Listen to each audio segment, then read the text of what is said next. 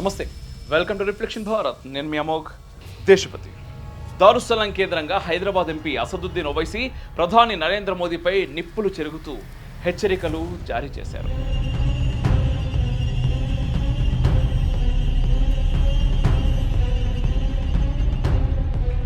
ఓవైసీ మొత్తం ప్రసంగం ఉద్దేశం కేవలం సమూహాలను ఉద్రేకపరచడంగా స్పష్టంగా మనకు అర్థమవుతుంది. దేశంలోని ముస్లింలందరూ 10 నిమిషాల పాటు లైట్లు ఆర్పాలని కోరడం మరింత ప్రమాదకరమైన ప్రయత్నం. హైదరాబాద్లో ప్రార్థనల సమయంలో దాడులు, రాళ్లు రువడాలు ఎన్ని సందర్భాల్లో జరగలేదు.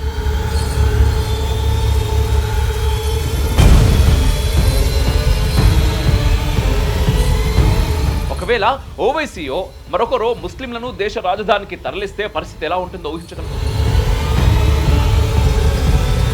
ఆస్తుల జోలికి ప్రభుత్వం రాదని కేంద్ర హోంశాఖ మంత్రి అమిత్ షా స్పష్టమైన ప్రకటన చేసిన తర్వాత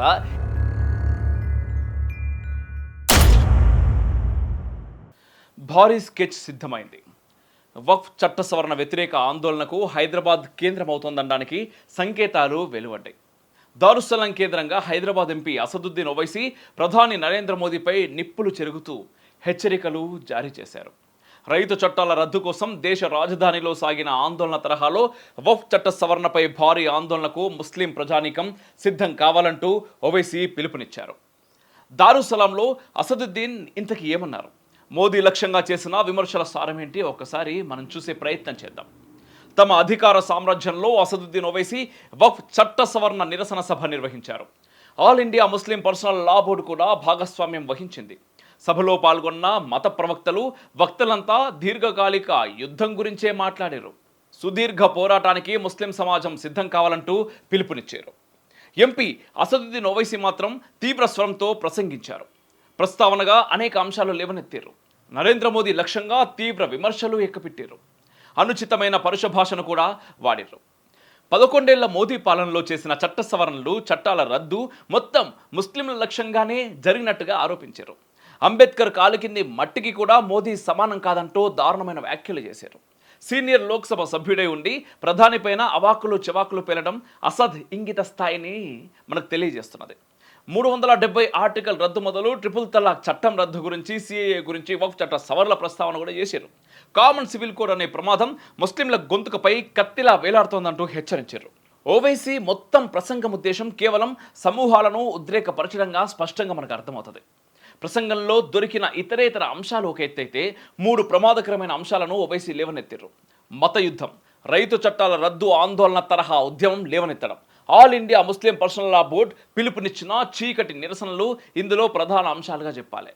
మిగతా అంశాలు ప్రాధాన్యం లేనివని కాదు, వాటికి ప్రస్తుత సందర్భంతో అంతగా ఔచిత్యం లేదు. వీటన్నిటికంటే ముఖ్యంగా 3 సీరియస్ అంశాలను ఓవైసీ ప్రస్తావించారు. ఇవి రాబోయే అస్థిరతకు నిదర్శనంగా చెప్పాలి. మత యుద్ధ ప్రస్తావన, చీకటి రాత్రి నిరసన, రైతు ఆందోళన స్థాయిలో వక్ఫ్ చట్ట సవరణ వ్యతిరేక ఆందోళనకు పిలుపునివ్వడం. ఈ 3 అంశాలు చాలా ఆందోళన కలిగించేవి. ముందు మత యుద్ధ ప్రస్తావన ఏంటో చూద్దాం. మన దేశంలోని సంఘ్ పరివార్ శక్తులు పదే పదే మత యుద్ధమని మాట్లాడుతున్నట్టు ఒక ఆరోపణ చేశారు ఓవైసీ. ఆ ఆరోపణ చేస్తూనే తమకు అనేక సందర్భాల్లో అన్యాయం జరిగిందన్నారు. అయోధ్య తీర్పు తమకు అన్యాయం చేసిందని, తలాక్ చట్టం రద్దు ముస్లిం మహిళలకు నిండా ముంచిందని, వక్ఫ్ చట్ట సవరణ తమ దేవుడి భూములు లాక్కునే ప్రయత్నం చేస్తుందని, సిఏఏ తమ మనుగడను ప్రశ్నార్థకం చేసిందని, అయినా తాము ఏనాడు మతయుద్ధం ప్రస్తావన తేలేదన్నారు. ఒకవేళ తాము ఆ ప్రస్తావన తెస్తే పరిస్థితి వేరుగా ఉంటుందంటూ హెచ్చరించారు కూడా. భారీ జన సందోహంలో మతయుద్ధం ప్రస్తావన తేవడం అన్నది ఎంత ప్రమాదకరమో మనం ఒక్కసారి ఆలోచించాలి. బాధ్యతాయుతమైన లోక్సభ సభ్యుడైన అసదుద్దీన్ ఓవైసీ జనం ఉద్రేకాలకు ఆజ్యం పోయడం ఎలా శ్రేయస్కరమో ఆలోచించాలి. పశ్చిమ బెంగాల్లోని మాల్దా, ముర్షిదాబాద్లో జరిగిన మారణ హోమానికి ప్రధాన కారణం వక్ఫ్ చట్ట సవరణ వ్యతిరేక ఆందోళన. చట్ట సవరణ వ్యతిరేక ఆందోళన చేస్తున్న వారు ప్రదర్శనగా వస్తున్న క్రమంగా హఠాత్తుగా మూకలుగా చెలరేగిపోయారు. కొన్ని మాటలు, నినాదాలు, ఉపన్యాసాలు సమూహాలను రెచ్చగొడతాయి. అదే జరిగితే పరిస్థితి ఏమవుతుందనేది మన దేశంలో అనేక సందర్భాల్లో రుజువైంది, మనం చూసాం. పశ్చిమ బెంగాల్ దాకా ఎందుకు, హైదరాబాద్లో ప్రార్థనల సమయంలో దాడులు, రాళ్లు రువడాలు ఎన్ని సందర్భాల్లో జరగలేదు. దీన్ని దృష్టిలో ఉంచుకుని పోలీసులు నేటికి భారీ బందోబస్తును ఏర్పాటు చేస్తారనేది బహిరంగ వాస్తవం. దారుస్సలాం సభలో వక్తలందరూ ఒకే విషయాన్ని పదే పదే ప్రస్తావించారు. అల్లా ఆస్తులను నరేంద్ర మోదీ లాగేసుకున్నాడని. అదే జరిగితే మనకు శ్మశాన వాటికలు కూడా మిగలవని, ప్రార్థన చేయడానికి మసీదులు ఉండవంటూ చిలువలు పలువల వ్యాఖ్యలు చేశారు. ఈ తరహా వ్యాఖ్యలు ముస్లిం సమాజాన్ని ఎలాంటి అభద్రతకు, భయానికి గురి చేస్తాయో సులభంగా ఊహించవచ్చు. ఒక అబద్ధానికి ఉద్రేకాన్ని జోడిస్తే ఎటువంటి అశాంతి నెలకొంటుందో ఎవరైనా సులభంగా అర్థం చేసుకోవచ్చు. All India Muslim personal law board ఓ పిలుపునిచ్చింది. వక్ఫ్ చట్ట సవరణకు నిరసనగా దేశంలోని ముస్లింలందరూ 10 నిమిషాల పాటు లైట్లు ఆర్పాలని కోరడం మరింత ప్రమాదకరమైన ప్రయత్నం. తమను వేరు చేశారని, తమదేదో లాక్కున్నారనే భావన బలపడుతుంది. ఇది సామాజిక విభజన వాతావరణాన్ని సృష్టిస్తుంది. ఇటువంటి వాతావరణం అంతటా ఏర్పడితే సున్నిత సందర్భాల్లో పరిస్థితులు అదుపు తప్పినా ఆశ్చర్యపోవాల్సిన అవసరం లేదు. వక్ఫ్ చట్ట సవరణ విషయంలో విభేదం, భిన్నాభిప్రాయం ఉంటే న్యాయ పోరాటం చేయొచ్చు, రాజకీయ సమావేశాలు ఏర్పాటు చేయొచ్చు, విమర్శలు చేయవచ్చు. అంతేకాని మత భావనల ఛాయల్లో ఉద్రేకాలు పెంచే సమావేశాలు అశాంతికి కారణమవుతాయి. ఇక మూడవది అత్యంత ముఖ్యమైనది. 2 చట్టాల రద్దు కోసం దేశ రాజధాని ఢిల్లీలో జరిగిన ఆందోళనలే తమకు ఆదర్శమన్నారు ఓవైసీ. నిజానికి రైతు చట్టాల రద్దు నేపథ్యం వేరు, ఆనాడు జరిగిన ఆందోళన స్వభావం కూడా వేరు.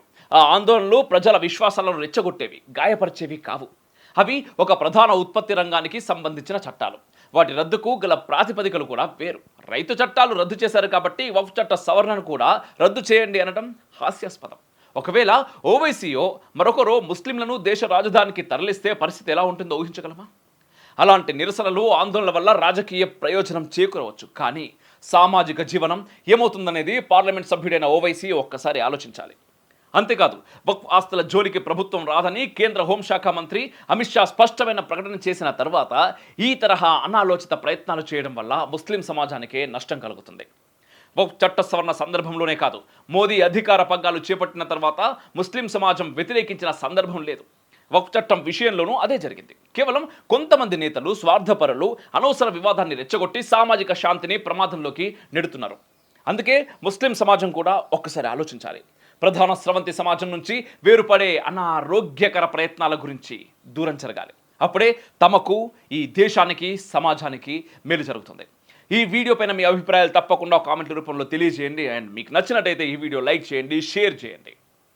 మన ఛానల్ను సబ్స్క్రైబ్ ఖచ్చితంగా చేయాలి. ఎందుకంటే మీ అందరికీ తెలిసిందే, రిఫ్లెక్షన్ దాదాపుగా కొన్ని కోట్ల వ్యూవర్షిప్, లక్షల సబ్స్క్రైబర్స్ ఛానల్ నుంచి మళ్ళీ మనం ఒక కొత్త ఛానల్ స్టార్ట్ చేశాం. మన ప్రయాణం మళ్ళీ మొదటి నుంచి మొదలైంది. ఎందుకు? డిమానిటైజ్ అయింది. లెఫ్ట్ ఈకో సిస్టమ్ మొత్తం కలిసి మన పైన పగబట్టారు కాబట్టి. బట్ మనం ఆగేదే లేదు అన్నట్టు, డబ్బులు రాకపోయినా వీడియోలు చేస్తూనే ఉన్నాం, పనులు చేస్తూనే ఉన్నాం, కాంక్లేవ్లు చేస్తూనే ఉన్నాం.